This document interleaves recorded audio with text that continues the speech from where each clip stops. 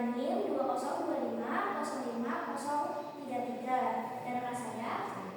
Perkenalkan, nama saya Arfiatun Hasanah dengan NIM 202505053. Saya bersama teman saya akan menampilkan informasi yang perlu diketahui oleh hadirin sekalian, yaitu tentang pengelolaan sediaan obat kadaluarsa di rumah.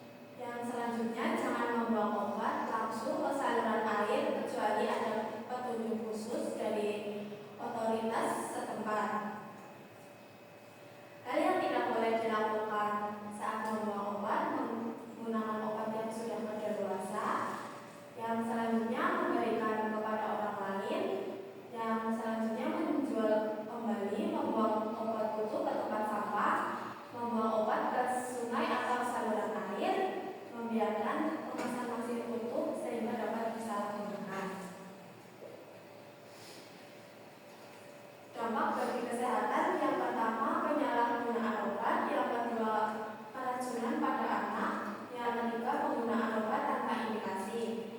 Dampak bagi lingkungan yang pertama pencemaran tanah, yang kedua pencemaran air, yang ketiga gangguan organisme perairan, yang keempat peningkatan resistensi antimikroba akibat residu obat di lingkungan.